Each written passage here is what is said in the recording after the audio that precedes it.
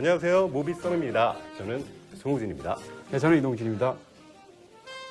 지난번에 첫 방송 나오고 나서 반응이 네. 굉장히 뜨거웠습니다. 아, 그런가요? 네. 아, 감사합니다. 그 방송을 보시면서 사실 저희가 걱정들 많이 했잖아요. 서로 합을 그렇죠. 맞춰본 네. 것도 아니고 원래 잘 알았던 사이도 아니고. 예, 사실 대면대면하고 글쎄 말이에요. 저희도 카메라 꺼지면 서로 싸잖아요. 딱 끝나면 말 안 하잖아요. 있잖아요. 네. 회식 같은 거 안 오셨잖아요. 뒤끝 장렬? 네네네. 근데 진짜 처음 저희가 방송 바로 하자마자 네. 너무 케미스트리가 좋았다고 하시고 제가 느끼기에도 너무 잘 대해주셔서 감사합니다. 아, 감사합니다. 자, 오늘 더군다나 근데 하필이면 영화가 아수라예요. 네. 네. 오늘 방송 아수라장이 되면 안 되고요. 화기애애하게 한번 다뤄보도록 하겠습니다. 자, 아수라를 처음 보고 나서 어떤 느낌 드셨습니까? 저는 좀 힘들었어요. 약간 이렇게 기운이 좀 빠지더라고요. 장면이 좀 너무 강도도 세기도 하고 정서적으로도 좀 저같이 심성이 여린 사람들한테는 조금 그런 부분이 좀 힘들지 않을까. 열이셔가지고 회식에도 안 오셨죠. 상처받을까 봐. 우후. 네. 자, 그렇게 저도 그렇습니다. 이 영화가 재밌죠? 예. 네, 지루함 같은 걸 못 느낄 정도로. 근데 영화를 다 보고 나면 그 감정적으로 이 영화가 그런 걸 노려서 그렇죠.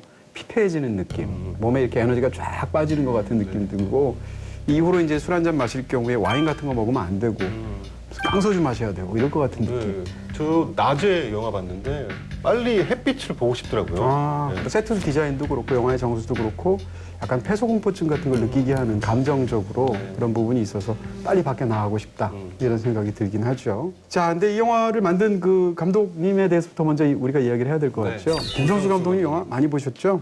그렇죠. 저 20살 때 그때 비트와 태양은 없다가 막 그 시절에 나왔잖아요. 제 나이 때와 또 비슷한 그 주인공들이고 홍콩 영화의 그 향기가 아직 남아있을 때라. 그렇죠. 90년대 말이었으니까. 또 정우성 씨, 이정재 씨 뭐 이런 분들이 스타로 이렇게 발돋움하는 어떤 계기가 되기도 했었고. 그렇습니다. 뭐 청춘 영화의 어떤 계보 같은 게 있다면 그 중에서 비트라는 영화가 차지하고 있는 그 위상이 굉장하잖아요. 정우성 씨의 가장 아름다운 그 시절이 담겼던 게 바로 김성수 감독의 작품들에서가 아닌가 싶고요.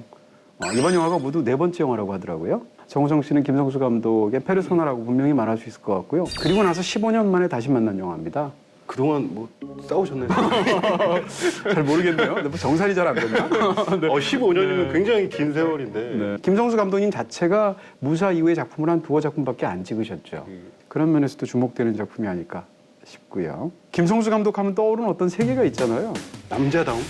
뭐 마초적이라고 얘기할 수도 있는데 조금의 허세 같은 것도 느껴지고 그런 걸 좋아하시는 감독님인 것 같아요. 그렇죠? 네. 그게 정서적으로는 굉장히 축축하고 뭔가 비장하고 위너들이 아니라 루저들의 이야기 같고 이런 영화들을 주로 많이 다뤄오셨는데 그리고 또 액션이 굉장히 중요했죠. 무사 같은 작품에 대한 평가가 엇갈릴 수는 있지만 무사에서의 그 액션은 정말 거의 만장일치 가깝게 너무 놀라운 그런 부분들이 분명히 있었고요. 그런 측면에서도 이번 영화는 김성수 감독이 익숙한 세계, 어울리던 세계로 다시 돌아온 것 같은 그런 어둠의 세계. 그렇습니다.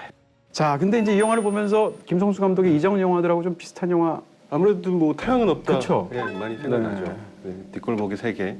침침한 곳에 이렇게 조명이 하나 이렇게 딱 달려 있는 뭐 그런 이미지가 이렇게 떠오르기도 하고. 그렇습니다. 그리고 또 저는 태양은 없다 하면 제일 먼저 떠오르는 것은 도철이 링 위에서 하도 많이 펀치 드렁크 때문에 맞아가지고 이렇게 웅웅거리잖아요. 코피 이렇게 나고. 그때 웅웅거리는 그 사운드 효과 같은 걸 굉장히 흥미롭게 심리 묘사를 통해서 설명했는데 이 영화에도 비슷한 장면이 있더라고요. 있죠. 빗속에서. 예. 그 장면 굉장히 멋있었어요. 옛날 생각도 좀 나고. 그렇죠. 또 이 영화에서의 그 주인공인 정우성 씨의 연기가 태양은 없다에 도철할 때 연기랑 약간 비슷한 점이 있어요. 그 인물이 처해 있는 상황이라든지 어찌할 수 없으면 뭐 정서라든지 등등의 거기서 벗어나려고 발버둥 그렇습니다. 치는데 그럴 수 없는 좀. 사각의 링이 갖고 있는 어떤 그 잔인한 냉정함 같은 게 있잖아요. 근데 그것을 확장해서 도시의 뒷골목이나 장례식장의 복도라거나 이런 것으로 바꿔내는 것 같은 느낌도 없지 않습니다. 자, 일단 배우들 얘기 뭐 본격적으로 들어가기 전에 스토리에 대해서 간단히 또 전국에서 돈 사들고 덤벼드는 부자 동네. 재개발 열풍이 불면서 수천억이 뿌려질 거라고 서로 물고 뜯고 아주 난리가 났어요. 우리 시장님은 그럴 때 저를 조용히 부르세요. 강력계 형사 한도경은 비리와 범죄를 일삼는 악덕시장 박성배의 뒷일을 처리해주며 아내의 병원비를 벌어가죠. 형사의 직감 같은 건데요.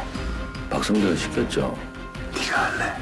하지만 그는 곧 검찰에게 약점을 붙잡히고 박성배 시장의 범죄 혐의를 캐라는 협박을 받게 됩니다. 진짜 모르겠다. 잘못한 건가?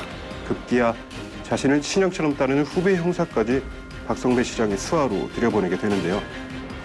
행여라도 시장님 배신 때리지 마. 생존을 위해선 결코 누구의 편도 될 수 없는 박성배가 살인 교사한 증거를 가지고 오라니까.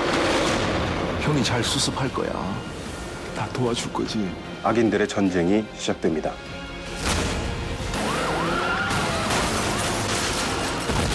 지금부터 무비성과 함께 아수라의 세계로 들어가 보시죠. 자, 지금 뭐 스토리 읽어주셨는데 한국 경부가르 네. 이런 장르의 일반적인 스토리 중에 하나죠. 그렇죠. 피치 못할 사정으로 악에 빠지게 되는 주인공. 그리고 악한 놈과 더 악한 놈들 사이에서의 어떤 대결이라든지 또는 재개발과 관련돼서 벌어지는 네, 그렇죠, 일들, 그렇죠. 뭐 강남 1970 같은 영화라든지 비열한 거리도 그랬네요. 자, 이제 배우들 얘기가 아마 관객분들이 제일 궁금해하시는 부분. 뭐 불꽃 연기의 향연이라고 할 수 있죠. 다 연기 귀신들이잖아요. 어떻게 이런 분들을 모아놨을까 싶은. 궁금하기도 해요. 누가 제일 많이 받았을까? 네. 정호성 씨가 물론 제일 많이. 황정민 씨도 만만치 않지 않아요? 네. 어떤 티켓 파워에 있어서. 그럴 수도 있겠네요. 특히 요즘 황정민 씨는 최고니까. 네. 궁금했습니다. 일단 정호성 씨 연기 중에 어떤 연기 좋아하시나요? 이전에. 그 놈놈놈에서 그 총을 돌리는 그냥 안 써요. 네, 이렇게 꼭 이렇게 돌려서. 그 그림이 된다라고 하죠. 그건 배우로서 굉장히 재능인 것 같아요. 그렇습니다. 넘넘넘을 보시면 이병헌 씨는 주로 클로즈업 위주로 잡히고 그 다음에 정호성 씨는 주로 풀샷으로 잡혀요. 네. 그 이유가 풀샷으로 몸 전체만 잡아줘도 그림이 되니까 거기다가 정호성 씨는 한국에서 가장 액션 영화를 연기를 잘하는 배우 중에 하나잖아요. 사용하는 무기도 단검 이런 게 아니고 긴 거, 무사에서의 긴 장봉, 긴 창, 뭐 넘넘넘에서의 긴 총 이런 것들이 또 그냥 이렇게 안 하고 이렇게 한 번씩 돌리잖아요. 네. 기럭지로 연기하고 예. 네. 우리로서는 짜증나. 정우성 씨가 한번 그 실제로 그 미용실 앞에서 뵌 적이 있어요. 아, 트레이닝 바지를 입고 있는데 네. 어쩜 사람이 저 비율이 저래? 네. 저랑은 그 다른 약간 종족인 것 같아요. 아, 진짜 그 생각이에요. 저는 사실은 직업적으로 배우들 많이 만나볼 수밖에 네. 없는 직업을 지난 20여 년 했는데 아니, 이게 한국 사람인가? 혹은 뭐 외계에서 오신 분인가? 이런 느낌이 드는 배우가 둘 있었어요. 남자 배우 중에. 한 명이 강동원 씨였고요. 강동원 씨. 또 한 명은 정호성 씨였어요. 정말 타고난 사람들이다. 아, 질투도 안 나. 보면 그냥 아름다워. 그렇죠. 뭐. 근데 이번 영화에서는 조금 정우성 씨가 그렇게 잘생기게 보이지만은 않았던 것 같아요. 나이도 조금 이제 드신 것 같다는 생각도 좀 얼핏 스치기도 하고. 그래서 저도 세월 앞에서는 장사 없겠지 했는데 아직은 장사더라고요. 그래서 아유, 그건 정우성 씨인데요. 그렇죠. 근데 영화 속에서 보시게 되면 정우성 씨가 린치를 당하는 장면이 있죠. 얼굴을 천 같은 걸로 옷 같은 걸로 네네. 뒤집어 씌워서 때리는 장면이 있는데 거길 보면 아니 머리를 CG로 줄였나? 이런 생각이 들 정도로 머리가 너무 작아요. 아, 그걸 느끼셨군요. 네네. 그 잔인한 장면에서. 잔인한 게 뭐 중요합니까? 머리 작은 게 중요하지. 사실 전 정우성 씨 연기 중에서 예전에 넘넘넘도 좋고요. 저는 호우 시절 때도 좋았어요. 아, 네, 호우시죠. 멜로에도 굉장히 잘 어울리셔서 호우 시절 때 좋았고 짧게 나왔지만 뭐 최근에 했던 감시자들 주인공이라고 말할 수는 없지만 악역이죠. 그런 연기도 괜찮았다는 생각들이 있어서 이번엔 정우성 씨가 어땠을까? 그 예전에 그 비트와 태양은 없다 시절을 근데 그때가 너무 강렬했던 것 같긴 해요. 그때만 딱 가장- 찍을 수 있는 불꽃 같은 네. 어떤 청춘. 역시 뭐 정우성 씨의 단 하나 영화는 아직도 비트가 아닌가. 그것은 어떤 하나의 한국 청춘 영화의 상징이 되었으니까. 자, 이 영화에서도 뭐 정우성 씨의 그 액션에 대한 성실함이라든지 재능이라든지 이런 것은 워낙 많이 알려져 있잖아요. 저도 이제 나중에 자료를 보고 알았는데 극 중에서 이제 카체이스가 나오는데 네네네. 카체이스가 그 자체로는 그렇게 대단하지 않습니다. 뭐 수십 대가 부서지는 것도 아니고. 그렇죠. 근데 이제 그 카체이스 자체가 빗속에서 이루어진다. 거기다가 본인이 직접 운전대를 잡았다는 거예요. 그런 면에서도 액션을 대하는 자세나 그것을 소화해낼 수 있는 능력이나 이런 게 남다른 배우다 이런 생각이 확실히 들었고요. 근데 저는 이제 약간 아쉬움도 있었습니다. 상대에 따라서 별 차이가 없이 특정한 톤이 계속 유지가 된다라는 거죠. 아내의 수술과 관련돼서 의사를 만났을 때 혼란스러움과 혹은 자기를 계속 찍어 누르면서 뒷돈을 대줬던 시장을 만났을 때의 혼란스러움과 갑자기 자기의 약점을 파고 들어오면서 증거를 잡아오라고 압박하는 동료라든지 검사를 만났을 때의 혼란스러움은 다른 거잖아요. 사실은 저한테는 큰 차이가 없어 보여서 저는 조금 아쉬웠던 게 욕을 좀 약간 그렇게 잘하시진 못하는 것 같아요. 입에 잘 안 붙죠. 너무 착하셔서 그래요. 평소에 네. 욕을 진짜 안 하시나? 황정민 씨를 보면 평소에도 진짜 욕쟁이 같죠? 근데 정우성 씨 덜 쫄깃한 좀 그런 느낌이 좀 있었어요. 그렇죠. 이렇게 모범생이 욕하는 것 같은 느낌. 예. 그리고 이제 이 영화를 보시는 분들이 또 이제 황정민 씨 그리고 또 곽도원 씨 이 두 분이 너무나 격돌한다니까. 황정민 씨는 뭐 두말하면 이제 입 아픈 그런 배우잖아요. 네. 이런 스타일의 연기에 또 한번 방점을 찍는 또 그런 연기가 아니었나. 되게 밑바닥의 어떤 그런 사람이 시장이라는 어떤 높은 위치에 있는 그렇죠. 그런 간극도 되게 좀 이상하기도 하고. 그렇죠. 이 간극이 어떻게 보면 이 인물이 가장 섬뜩한 측면이 아닌가 싶기도 한데. 근데 이제 황정민 씨 올해 연기한 거 보면 저는 참 굉장하다는 생각이 듭니다. 일단 그 폭 때문인데 네. 올해 초에 굉장히 큰 성공을 거뒀던 검사외전. 거기서 검사로 나왔잖아요. 그렇죠. 그다음 두 번째 영화로 이제 곡성이 있었잖아요. 그렇죠. 곡성에서 무당이었었고 어우. 여기서는 이제 민선시장으로 나오게 되는데 이 세 인물을 표현한 것이 셋 다 완전히 다르죠. 또 하나 놀라운 건 황정민 씨는 올해 이제 지금 연기 경력이 거의 정점처럼 보이는데 근데 이 세 편을 보면 진짜 주인공이라고 말할 수 있는 건 검사회전밖에 없어요. 일단 배역이나 영화를 대하는 태도라고 그럴까요? 그런 것들도 참 놀라운 부분이 있다. 이 영화에서도 훈도씨. 하체를 탈의하고 있는 장면이 있는데 네네네. 손으로 제스처는 하지 마세요. 이상해. 그렇죠. 예. 네네. 그 장면이 굉장히 좀 강렬하고 멋있더라고요. 근데 그게 황정민 씨 아이디어라면서요? 아 그래요? 네. 본인이 굉장히 이제 수컷스러움을 자랑하기 네. 위해서 자기가 그렇게 할 수 있는 행동 자체를 과시하는 인물들 있잖아요. 이게 올 누드면 차라리 괜찮은데 위에는 넥타이까지 하고 예. 셔츠까지 만들었는데 그렇죠. 셔츠부터 특수 제작을 했대요. 그래서 왜냐면 앞서피 길게 안 보여야 되니까. 안 보여야 되니까. 그리고 이제 엉덩이는 뒤쪽은 약간 나오게 네. 이렇게 해서 그런 것이 저는 굉장히 좋은 디테일이라고 생각합니다. 네네네. 그럴 때 그 인물이 어떤 인물인지 보여주니까. 또 한 명은 이제 곽도원 씨인데 이제 뭐 곽 검사님이라고 불러도 범죄와의 전쟁으로 사실은 곽도원 씨가 가장 유명해지게 됐잖아요. 그렇죠. 처음. 이 영화를 보는 내내 또 다음을 보고 싶다 이런 생각이 들게 하는 그런 힘이 있으신 것 같아요. 뭐 말투 같은 데서 굉장히 신경을 쓰셨다는 느낌이 있고 일단 기본적으로 이 검사 캐릭터는 존댓말을 합니다. 아주 가끔 반말을 섞는데 그래서 더 무섭죠. 그렇죠. 섬뜩하고 이 영화에서 직접 그 검사가 이렇게 종이 서류 같은 걸로 이렇게 머리를 때리는 글쎄, 장면이 있는데도 사직서. 눈 까세요 그러면서 이렇게 계속 이렇게 때리니까 맞죠. 눈 까세요. 네? 눈 까. 까시라고. 눈. 그 장면 굉장히 저는 좋았는데 물리적으로 아프다기보다는 정신적으로 굉장히 굴욕적이니까. 그 다음에 뒤에 다른 이제 방에 들어가서 또 둘이서 정우성 씨랑 한바탕 하는 장면이 있는데. 좀 약간 좀 감정을 더 드러내는 장면이 그렇죠. 그리고 또 상대의 약점을 보여주면서 막 협박을 하면서 몰아붙이니까 정우성 씨가 그 전까지는 막 상대랑 대결하려고 하다가 어느 순간 갑자기 무릎을 꿇어버리죠. 무릎을 꿇었을 때 곽도원 씨 연기 뭐라 그러냐면 아유 그건 아니지 이렇게 얘기를 하는데 나는 너한테 무릎을 꿇는 것을 요구할 정도로 그렇게 강압적인 나쁜 놈은 아니야. 라는 뜻도 있고 다른 한편으로는 드디어 자기가 얻어낸 수컷으로서의 우위를 확인하면서 베푸는 툭 던져주는 예. 옛다 아량 이러면서 던져주는 것 같아요. 완벽하게 나는 너 위에 있다는 걸 보여주는 거니까. 그렇습니다. 네. 역시 곽도원 씨다 이런 생각을.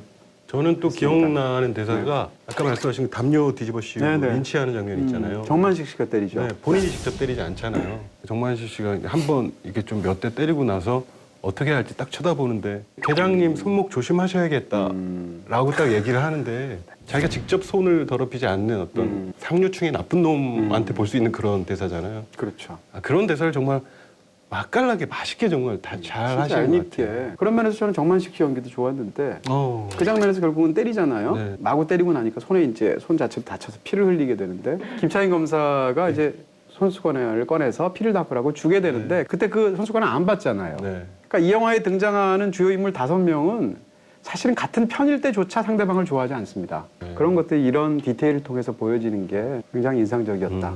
또 한 명은 이제 주지훈 씨 얘기를 해야겠죠. 네. 주지훈 씨는 이 영화에서 어떻게 보면 가장 마음이 약한 인물이라고 할 수 있고 상대적으로. 가장 또 변화가 많은 캐릭터이기도 그렇죠. 또 이 영화 속에 등장하는 인물 중에 유일하게 소년성이 남아있는 인물. 주지훈 씨를 중심으로 해서 보면 이 영화 자체가 더 비극으로 보이는 그런 부분들이 있습니다. 그래서 어떤 평생 없이 살다가 형사지만 악의 세계로 점점 가면서 아르마니 양복도 사게 되고 외제 승용차도 몰게 되고 하니까 자기 스스로가 그 상승이 너무 대견한 거죠.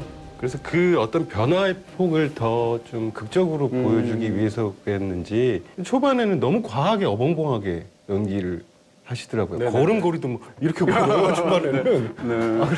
고기 든 게 아니라 저 정도는 아니지 않나. 네. 그래도 형사인데 내 후반부에는 정말 딱 양복 그쵸, 멋있게 그쵸. 딱 차려입고 머리 딱 해가지고. 아, 이분도 기럭지 너무 멋있잖아요. 그건 제일 좀 이해하기 힘든 캐릭터이지 않을까 어떻게 보면 분량 자체가 그렇게 많지 않아서 그랬는지 어느 순간 휙 변해 있고 좀 그런 느낌이 좀 들었어요. 이 이야기 속에서 뭐 관객이 유일하게 그나마 조금 마음을 둘 수 있는 인물이 그 인물인데 네. 그 인물조차도 이제 이런 악의 소용돌이 속에서 엉망진창의 일들을 극중에서 하게 되는 게 아닌가.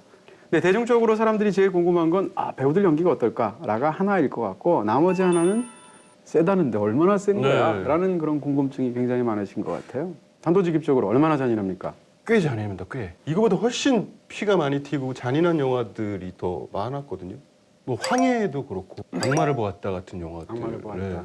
그 정도로 뭐 이렇게 뭐 잔인한 장면이 많은 건 아닌데 분위기가 저는 계속 위압감이 있는 것 같아요. 일단 마음 둘 데가 없어요. 특정한 인물에게 그나마 관객이 마음을 주면 좀 그나마 약간 쉬게 되는데 그런 것들이 없기 때문에 감정적으로 굉장히 피폐해지는 느낌이 있고 저는 이 영화가 굉장히 잔인하다고 느껴지는 장면이 뭔가 하면 특정한 액션 묘사인데 흉기를 사용해서 사람을 찌를 때 네.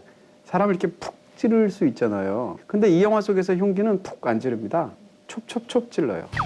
그러니까 예. 한 번 안 찌르고 여러 명이 저항을 할 수 없는 한 명을 달려들어서 해치우는데 그것을 여러 번 반복 가격해서 사람을 해치우죠. 근데 그 장면이 저는 감정적으로 보기가 참 힘들었습니다. 촉촉촉이라는 단어가 이렇게 이렇게 무섭게 들리는 나 거. 무서운 사람이야. 네.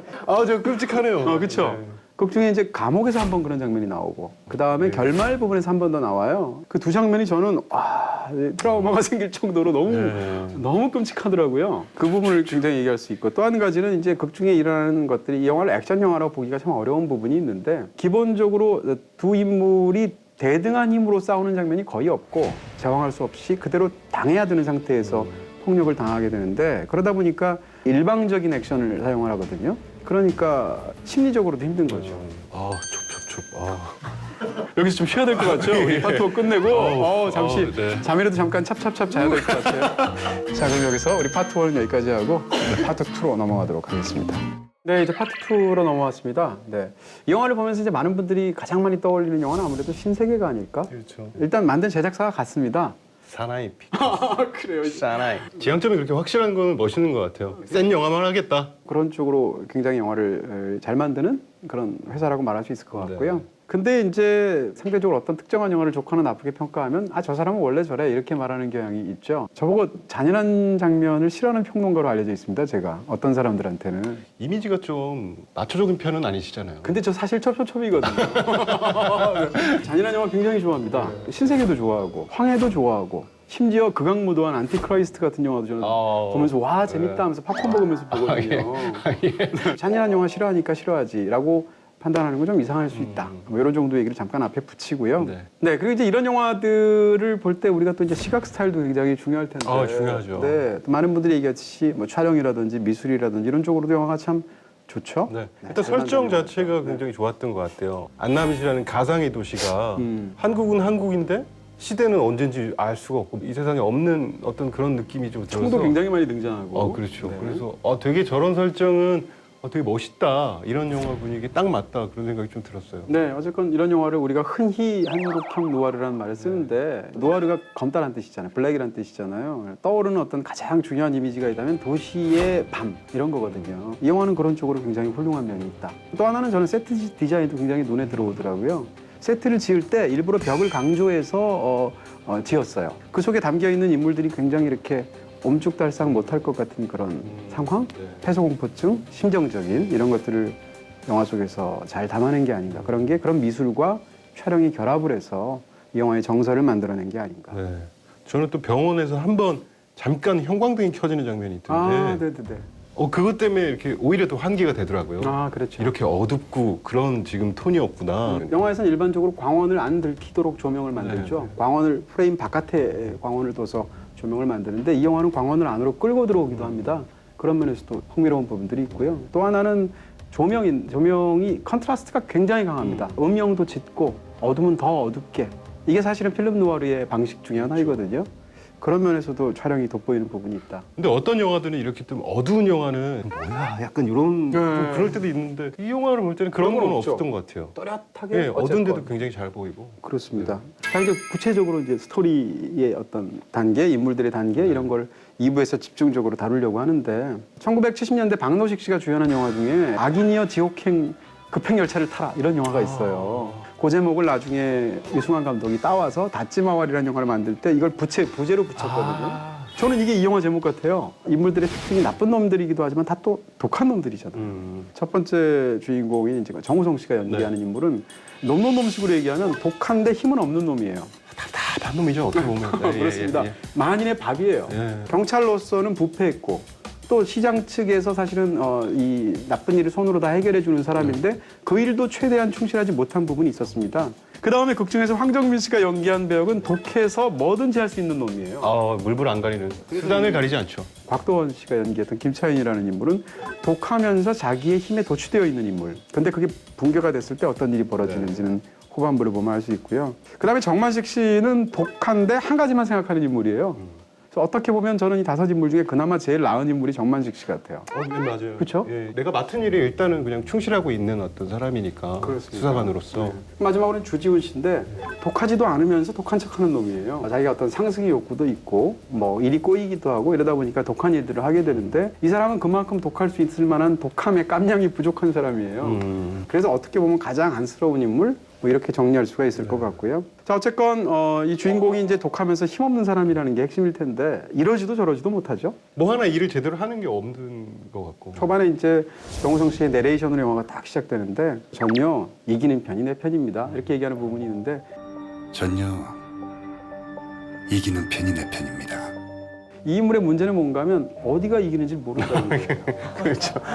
그러니까 영화에서 시종 우왕좌왕하는 인물. 정우성 씨가 그렇게 된 이유 중에 하나가 병든 아내가 있어서라고 나오는데 그 부분이 조금 굳이 없었어도 되지 않을까라는 생각도 조금 들더라고요. 뭔가 그렇습니다. 영화를 다 보고 나면 그렇게 잘 네, 전달된 것 같지는 않죠. 그렇죠. 근데 이제 이런 그 부분에서 예를 들면 부당거래 같은 작품, 내부자들 같은 작품 두 작품은 한국 사회에 대한 명확한 비판 의식이 있죠. 근데 이 영화는 재개발도 나오고 정치인의 타락도 나오지만 그런 것들이 영화에서 정말 중요한 건 아닌 것 같죠. 내부자들과 같은 맥락으로 영화를 보시면 안 될 것 같아요. 내부자들이야 그 이후로도 정말 내부자들에서 나왔던 얘기가 실현됐잖아요, 현실에서 거의. 벌어지고 네, 그러고 이것이 있지만 실제로 일어나고 있습니다. 뭐 이런 거잖아요.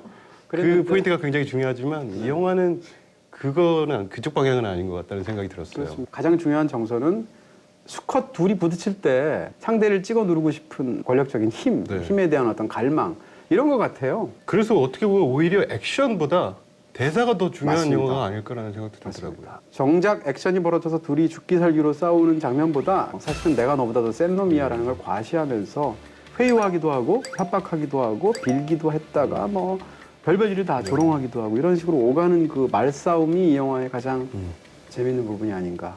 약간 동물의 왕국을 보고 있다는 생각도 좀 들었고 그런 느낌들. 그러네요. 예. 또 하나 이런 쪽으로 굉장히 재밌는 건 존댓말과 반말이 언제 바뀌느냐. 영화 속에서 수시로 등장해요. 그렇죠. 그럴 때는 사실은 감정적인 관계, 권력적인 관계의 역전이 부분적으로 일어나는 거잖아요. 네. 대표적인 게 주지훈 씨와 정우성 씨의 네, 관계인데 네. 두 사람은 형 동생 사이예요. 사실상 저 형님 새끼예요. 이런 말을 할 정도로 주지훈은 나는 넌 미치다라는 걸 확고하게 생각했던 사람인데 이게 박 시장과의 관계에서 이제 역전이 되기 시작하죠. 네. 그러면서 주지훈 씨가 서서히 존댓말 속에 반말을 중간중간 섞습니다. 네. 그 정우성 씨가 반말을 딱 받았으니까 좀 약간 어리둥절해하고 있으니까 그렇죠. 네. 형한테 한 건 맞다고. 그 다음에 이게 또 물고 물리는 게 영화적으로 세심하게 묘사가 돼 있어요. 대표적으로 초반에 보면 잔인할 정도로 이 정우성 씨가 자기가 마음대로 부리는 이제 정보원이면서 마약 중독자인 작대기라는 작대기. 인물을 때리는데 때리는 사람과 맞는 사람의 각도나 이런 것을 어떻게 찍었냐면 때리는 사람이 뒤에서 찍었거든요. 아. 전경에 있는 사람이 얼굴을 치면 후경에 있는 인물 사람이 얼굴을 그대로 무방비 상태로 계속 맞는 장면이 영화에 등장하는데 이 장면이 뒤에 또 한 번 나오죠. 그게 아까 말씀드렸던 이 보자기를 씌우고 맞는 장면에서 정만식이 때리는 장면인데 네. 앞에서 때렸던 사람이 뒤에서는 똑같이 얼굴을 이렇게 맞는 것을 비슷한 방식으로 촬영을 한 거예요. 그러네요. 이렇게 함으로 인해서 나는 누군가에게 마음대로 때릴 수 있는 권력을 쥐었지만 그런 나도 다른 누군가에 가면 또 그렇게 맞는 거예요. 동물의 왕국 같은 그런 비정함 같은 것이 이 영화에 있죠. 그리고 이제 그런 상황에서 항상 한국 영화에서 꼭 나오는 게 저는 약간 개인적으로 불편하기도 한데 네. 무릎 꿇는 장면입니다. 그래서 무릎 꿇는 장면이 영화 속에서 결정적으로 두 번이 나오게 되는데 정우성 씨가 사실은 도저히 빠져나갈 구멍이 없다라고 판단되면 순간 바로 무릎을 꿇고 고개를 숙이게 되는데 잘 묘사가 돼서 불편한 것도 있을 거예요. 네, 그렇죠. 그런 게 있고. 감정적으로 확 오니까. 네네네. 그다음에 또 하나 마찬가지 방법은 정반대로 아양을 떨면서 위기를 벗어나려고 하는. 그거는 주지훈 씨 얼굴이 딱 그렇죠. 예, 떠올라요. 워낙 강조되도록 촬영을 네, 했죠. 네. 그래서 카메라에 얼굴을 들이대면서 사실은 모욕을 당하면서 따귀를 맞고 있는데 박 시장 앞에서 마치 그렇죠. 강아지처럼 네. 나는 당신의 진짜 애완견이에요라는 딱 요거죠. 표정으로 이런 장면들이 불편하면서도 이 영화가 그려내려고 하는 어떤 그런 수컷들끼리의 싸움 이런 것들을 잘 보여주는 게 아닌가. 네, 이번에는 취향 저격 무비 속 시간입니다. 여러분들이 댓글을 많이 올려주고 계세요. 우지 씨한테도 질문들이 굉장히 많은 것 같은데 어떤 질문을 제가 한번 그러면 네. 드려보겠습니다. 아수라에서 가장 인상 깊었던 캐릭터 또는 배우는 누구였나요? 라고 이상현님께서 네, 저는 5명의 이 배우들 말고 네. 저는 윤재문 씨가 요 돈 내가 먹으면 안 돼? 넌 대우 난 안 돼? 초반에 특별 출연으로 짤막하게 등장을 하시는데요. 이런 게 특별 출연이구나 그쵸, 그쵸. 이런 생각이 들었어요. 정말 짧거든요. 근데 그 순간에 어떤 그 속물 형사의 어떤 그 모든 것을 정수 같은 그런 면을 이렇게 딱 보여주시는데 맞습니다. 밀정의 첫 장면에 등장했던 박희순 씨의 그 역할과 비슷한 부분도 없지 않겠다는 생각이 들고요. 그 다음에 또 제가 해볼까요? 네네. 네, 저 이분 질문. 네. 박준규방님께서 느와르 장르에서 가장 중요한 요소는 무엇이라 생각하시나요? 약간 그 장르 정리가 조금 있어야 될 것 같아요. 원래 누아르라는 그 장르가 생겨난 건 이제 40년대부터인데 필름 누아르라는 장르가 미국에서 생겨나게 됐죠. 주로 흑백 영화들이고 범죄 영화로서 도시의 어떤 비정함 이런 것들을 그려내는 주로 탐정이나 범죄자가 주인공인 그런 일련의 영화들이 나왔습니다. 그래서 이제 필름 누아르라는 그 용어가 생겼는데 누아르라는 말 자체가 이제 블랙에 해당하는 프랑스어죠. 네. 제가 생각할 때 필름 누아르에서 가장 중요한 건 시각 스타일이에요. 대표적으로 굉장히 어둡다거나 도시의 밤이 중요하다거나 컨트라스트가 강하게 대조된다거나 이런 어떤 시각 스타일이 있는데 기본적으로 영화사에서 누아르, 필름 누아르는 한 20여 년 전에 있었던 독일의 표현주의라는 장르가 있습니다. 그 표현주의라는 장르로부터 시각적으로 굉장히 큰 영향을 받았어요. 그래서 그런 연관성에서 이해를 해야 되는데 이게 어쨌건 뭐 대중적으로는 지금까지 오면서 지금 한국 누아르라는 말을 쓰는 이유는 제가 볼 때는 홍콩 누아르라는 말 때문인 것 같고 그런 면에서 이제 신세계 같은 영화 이런 영화들을 한국 누아르라고 부르는 것 같습니다. 그래서 어쨌건 그런 부분에 대한 설명은 좀 있어야 될 것 같고요. 그러니까 누아르에서 가장 중요한 요소라고 하는 것은 범죄 영화인데 그것을 특정한 굉장히 강렬한 시각 스타일로 드러낸 작품들 그런 것을 누아르 영화라고 말할 수 있고 기본적으로 누아르 영화들은 염세적이에요. 해피엔드로 끝나지 않는 경우들도 굉장히 많고 그렇죠. 대부분은 다 도시에서 예. 벌어지게 되고 가장 중요한 건 제가 생각할 땐 시각 스타일일 것 같다. 이런 면에서 본다면 이 영화는 분명히 누아르적인 특징이 있죠. 저는 이제 이 영화를 포함해서 누아르 영화 얘기하시니까 이쪽으로 제가 제일 좋아하는 소위 한국 누아르 영화 네네. 중에 저는 제일 좋아하는 건 달콤한 인생입니다. 그 영화도 이 영화랑 주제가 비슷할 수도 있어요. 굉장히 비관적이고 염세적인 세계관이 있고 그리고 거기서도 공멸의 어떤 그 느낌이 있고 그리고 무엇보다도 그 영화에서도 수컷끼리의 자존심 대결 있죠. 이런 것들이 굉장히 중요하잖아요. 사과할 때 사과했으면 되거나 마음을 밝혔으면 되는데 그러지 않아서 벌어지는 일들이라고 볼 수도 있잖아요. 네, 저도 그러면 또 오진 씨에게 자, 아르시마님께서 적어주신 것 같은데요. 김성수 감독의 영화 비트 태양은 없다에서의 정우성과 아수라에서의 정우성에 대해서 감독의 배우 활용법엔 어떤 차이가 혹시 있을까요? 라고 질문을. 일단 예전에는 훨씬 더 몸을 많이 썼던 것 같아요.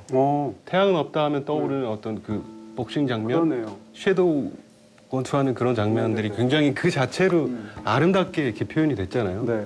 근데 이번 영화에서는 그렇게 뭐 정우성 씨가 액션적으로 막 멋있는 장면이 떠오르거나 그러지는 않아서 상대적으로 액션보다는 좀 더 이렇게 심리에 집중해서 좀 더 그 표정이나 뭐 이런 거에 집중하지 않았을까. 앞에 두 영화만 하더라도 이 청춘 스타적인 느낌이 네. 당연히 전면에 내세운 그렇죠.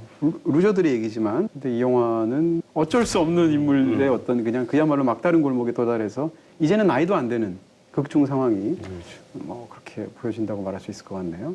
네, 이제 뭐 영화의 특히 마지막 부분, 마지막 그 장례식에서 벌어지는 장면을 보면 더 이상 앞에 보았던 게 기억이 하나도 안 날 정도로 강렬하잖아요. 그래서 이런 얘기를 포함해서 얘기하려면 스포일러를 또 할 수밖에 없습니다. 네. 스포일러를 올리도록 하겠습니다. 스포일러입니다.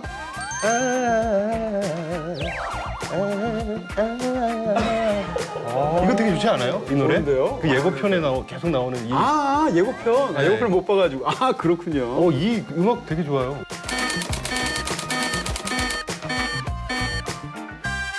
자, 이제 스포일러를 포함한 이야기들을 나눠보도록 하겠습니다. 일단 이 영화는 감정적으로 굉장히 진하다. 센 조폭 영화, 깡패 영화들에는 분명히 쉬어갈 지점들이 있었거든요. 코믹한 캐릭터가 있다든지 약간 재밌는 말을 이렇게 하는 그런 캐릭터가 있다든지 하나도 없네요. 한 명도 없어요. 네. 그래서 힘든 것 같아요. 네, 이 영화의 마지막을 보게 되면서 저는 사실 짝패가 생각이 나거든요. 처참하게 다들 죽어 있는 상황이라든지 그 속에서 주인공의 어떤 말이라든지 이런 것들이 굉장히 비슷한 면이 있는데 어찌됐건 그걸 그려내고 싶었던 것 같아요. 참혹한 네. 지옥도. 그야말로 지옥. 네. 그리고 일말의 희망 없음 이런 것들이 목적이 된 영화가 아닌가. 근데 저는 이제 이 영화가 평론가들끼리 평이 갈리는 것 같더라고요. 근데 저는 그것의 중요한 것 중에 하나가 이 영화가 그려내려고 하는 핵심 정서를 그대로 이렇게 받아들이면서 그런 면에서 즐길 수 있는가 그런 정서를 저는 일단 이런 어떻게 보면 약간 남성적인 마초적인 그런 핵심 정서가 있을 텐데 최후로 동원할 수 있는 건 자해잖아요. 대표적으로 유리컵을 씹는 장면인데 그 전까지 내 밑에 정말 나랑 1대1로 같이 말상대도 안 되는 정도의 그런 사람이라고 깔아뭉갰던 정우성이 극 중에 마지막에 가면 이 시장인 황정민에 대해서 유리컵을 씹으면서 자기의 도끼를 드러내잖아요. 소리가 지금도 들리는 것 같네요. 그렇죠? 오도독 씹어먹죠. 그 장면에서도 흥미로운 디테일은 이렇게 씹은 다음에 일단 뱉고 그럴 때 입안에 남아있는 또 가루가 있지 않겠습니까? 네. 그걸 나중에 한번 얘기하다 한 번 더 뱉어요. 네. 그런 디테일들은 굉장히 좋더라고요. 근데 어쨌건 그 상황에서 상대에게 공격을 하거나 이러지 않고 나 이렇게 자해할 수 있는 놈이야 라고 그 깡을 보여주는 거죠. 그 영화에 더 뒤로 가면 심지어 이 영화에서 가장 무시무시한 악인 황정민이 자기 팔을 자기가 자르려고 합니다. 60, 70년대의 어떤 폭력으로 맞서야 하는 상황에서 다대일로 붙었는데 갑자기 어떤 사람이 칼을 꺼내더니 막 자해를 하니까 그 서슬퍼름에 놀라가지고 사람들이 도망을 갔대라. 뭐 이런 식의 도시 전설들이 있는데 저는 기본적으로 이 영화에서 그런 수많은 말과 행동과 이런 것들이 시대랑 어울리지 않는 느낌이 있습니다. 좀 예전 홍콩 영화가 떠오르는 그런 느낌이 좀 있죠. 또 한 가지는 이제 영화 내적으로 어떤 부분에서 걸리는 부분이 있냐면 이 주인공은 그때그때의 상황 속에서 무슨 생각을 하는지를 전혀 알 수가 없죠. 잘못한 건가? 진짜 모르겠다. 아니야, 이게 맞아. 후회하지 말자. 그러니까 상황이 혼란스럽다는 것과 그것과 별개로 캐릭터 자체가 혼란스럽다는 것은 큰 차이가 있다고 생각하거든요. 그러니까 영화 자체에서 스토리가 주인공이 극심한 혼란을 겪고 있다. 그쪽에서 어찌할 수 없는 상황에 놓여 있다라고 설정한다 하더라도 캐릭터는 각 상황마다 다르게 대응해야 된다고 생각하거든요. 근데 이 영화에서는 처음부터 끝까지 저 인물이 무슨 생각을 하는지 저 단계에서 뭘 염두에 두고 있는지 심리적으로 어떤 상태인지 이런 것들을 제대로 알 수가 없다라는 측면에서 영화 자체가 저는 굉장히 혼란스럽게 느껴지더라고요. 그 마지막에 어떤 그 도청 장치를 통해서 네. 뭔가 수를 내나 그렇죠. 싶은데 결국은 아니잖아요. 두 사람은 물론 같이 모여서 네, 만나기는 해주게 하는데 관객 입장에서 보면 약간 어리둥절한 느낌이 있어요. 왜냐하면 그 상황에서 그 인물은 저렇게 행동할까? 네. 왜냐하면 우리가 2시간 동안 본 게 있으니까. 그래서 굉장히 뜨악해지는 느낌이 없지 않고요. 그 뒷부분에서 그것이 만약에 어떤 반전이 관련되어 있다거나 결정적인 특정한 미스터리를 여태까지는 감췄는데 그걸 드러냈기 때문에 미스터리를 초반엔 드러낼 수 없으니까 그래서 인물을 몰랐다거나 이럴 수 있잖아요. 대표적인 게 신세계에서 이정재 씨입니다. 그렇죠. 근데 이 영화는 끝까지 보면 그런 것도 없어요. 그런 측면에서 본다면 2시간 내내 우리는 어쨌건 이 한도경이라는 인물을 따라가는 식으로 영화를 잡아가게 되는데 이 인물을 따라갈 수가 없다는 거죠. 네. 영화가 제대로 전달이 안 되기 때문이라고 생각이 드는데 이것은 저는 이 영화의 큰 단점이 아닐까. 음악은 어떻게 느끼셨습니까? 또 김성수 씨가 예전에 태양은 없다 이런 것들도 올드팝이나 이런 것들을 액션씬에 녹여내고 이런 장면들이 굉장히 많았잖아요. 근데 이 영화는 그렇게 음악이 이렇게 떠오르지는 않더라고요. 어떤 면에서 밀정하고 비슷한 느낌도 약간 있어요. 특히 이제 감옥 같은 데서 김원회를 다른 죄수들을 사주해서 죽이도록 하는 장면에서 깔리는 어떤 음악들 같은 걸 보면 펼쳐지는 것에 대해서 음악이 코멘트를 한다는 느낌이 있죠. 약간 거리감을 두고. 근데 그게 어울리는 영화들도 있어요. 굉장히 잘. 근데 저는 이 영화는 그 음악이 어울리는가에 대해서 좀 약간의 의구심이 있습니다. 특히 예를 들었던 어떤 감옥 장면 같은 경우에 저는 잘 그렇게 모르겠다. 음악을 쓰는 게 지금은 좀 옛날 방식이 아닌가라는 오히려. 생각도 좀 들더라고요. 어쨌건 뭐 음악에 관한 그런 부분들을 얘기할 수 있고요. 또 대사가 잘 안 들리기도 하더라고요. 너무 중요한 대사, 뭐 조지나 뱅뱅 이런 거 하는데 안 들리면 짜증나잖아요. 뭐라고 한 거야? 뱅뱅 사거리라는 거야? 그럼 이상하잖아요. 그거 정말 노리고 한 대사잖아요. 뭐가요? 감독이. 뱅뱅 사거리를 노렸다고요? 뱅뱅 사거리 그 대사가 굉장히 중요하게 영화 속에 한 3번 나오죠? 두세 번? 그러니까 노리고 한 건 알겠는데 약간 그런 생각 들어요. 아니 알겠는데 좀 머리를 탁 친다거나 뭐 이렇게 가슴에 탁 이렇게 와닿는다거나 그런 어떤 욕은 아니었어서 그러니까 그 욕 자체도 약간 올드하다는 느낌이 있고요. 마지막에 욕을 그런 식으로 사용하는 것 자체가 약간 예전 정서 같은 느낌이 없지 않겠다. 뭐 이런 얘기를 할 수가 분명히 있겠죠. 네, 어쨌건 이 영화에서 가장 강렬하게 느껴지는 건 저는 이제 염세주의적인 어떤 그런 부분인데 첫 대사, 마지막 대사가 전부 다 정우성 씨 내레이션이거든요. 첫 대사가 제 기억으로는 인간들이 싫어요 라는 대사예요. 맨 마지막 대사가 뭔가 하면 어쩔 수가 없네요 이거예요. 그러니까 인간들이 싫어요라는 것은 염세주의죠. 어쩔 수가 없다는 거는 그런 세상 속에서 자기의 무력감이죠. 이 처음과 끝 대사가 보여주듯이 이 영화는 기본적으로 세상은 타락했고 절망적이고 나는 거기서 아무런 길도 발견하지 못한 채 사멸해 간다. 이런 어떤 정서를 갖고 있기 때문에 그런 어떤 비장한 공멸, 파멸, 타나토스적인 어떤 욕망 이런 것들을 영화가 사실은 그려내려고 하고 있다. 이렇게 말씀드릴 수 있을 것 같습니다. 영화에서 가장 무서운 부분 중에 하나이기도 한데 외국인 노동자들이 또 이 폭력에 막 도끼 들고 칼 들고 그래서 마지막에 엉망진창에 끔찍한 일들이 벌어지잖아요. 그게 어떻게 보면 조금 이게 좀 너무 클리셰가 되지 않았나. 황해 이후에. 예, 조선족이나 동남아시아에서 오신 분들의 그런 이미지가 좀 너무 막 그렇게만 그려지는 게 아닌가 조금 그런 생각도 들더라고요. 그렇습니다. 그러니까 왜 그렇게 그런 인물들을 쓰는지는 너무 잘 알겠죠. 왜냐하면 도무지 알 수 없는 느낌이 있으니까 한국인의 입장에서는. 근데 이거야말로 정말 대상을 완전히 타자화하는 거잖아요. 이 방식이 이제 영화에서는 굉장히 좋을 수도 있겠지만 어떤 부분에서는 사실은 약간 걱정되는 부분도 없지 않습니다. 왜냐하면 영화가 세상으로부터 완전히 동떨어져 있는 건 아니잖아요. 영화도 세상의 일부잖아요. 그런 면에서 본다면 이렇게 외국인 노동자나 조선족이나 이런 사람들에 대해서 한국 영화가 묘사하는 방식이 점점 마음에 걸린다. 이런 얘기는 할 수 있을 것 같습니다. 자, 이제 마무리하면서 송은지 씨의 명대사 어떤 건가요? 어떤 주고받는 어떤 대사들의 상찬이라고 할 수 있을 만큼 맞아요. 작정하고 썼구나라는 대사들이 굉장히 많고. 특히 이제 마지막에 황정민 씨하고 곽도원 씨하고 주고받는 대사는 좋더라고요. 근데 딱히 뭔가 강렬한 하나를 꼽으려면 잘 생각이 안 나서 되게 애먹었어요. 그래서 저는 걸출한 두 축이죠. 악의 축. 황정민과 곽도원 씨가 이제 비로소 대면을 하고 나서 선빵을 어떻게 날리냐가 굉장히 중요한 일이잖아요. 그런 느낌에서 이제 주고받는 첫 대사들이 좀 강하게 생각이 났어요. 그렇군요. 예, 황정민 씨가 이제 곽도원 씨한테 딱 해가지고 막 이렇게 얘기를 하면서 아니 우리 검사님은 어떤 개새끼려나 이러면서 사실은 너희 개새끼야라고 욕하는 건데 이걸 말을 바꿔서 그러면서 또 이제 곽도원 씨가 또 똑같이 주고받고 상대가 얼마나 센 인물인지를 간을 보는 거죠. 자, 이제 드디어 아수라의 별점을 공개할 시간입니다. 아수라에 대한 제 별점은 2개 반입니다. 2개 반. 뭐 전제하고 싶은 건 저는 개인적으로 아쉬움이 분명히 있었지만 이 영화를 보고 지루해할 사람은 없을 것 같고요. 절대 지루하지는 않았어요. 재밌는 영화였습니다. 그리고 또 아수라라는 제목이 너무 잘 맞죠? 제목은 잘 지은 것 같아요. 이거 황정민 씨 아이디어라고 하던데요. 글쎄 어디서 저도 살짝 본 것 같은데요. 제목 참 잘 지었다는 생각이 들고 아수라 하면 뭐 아수라도라는 그 지옥, 불교의 지옥 중에 하나잖아요. 수라의 길 뭐 이런 것도 생각이 나고. 그렇습니다. 오늘은 이 탑10에서 들어가지는 못할 것 같고요.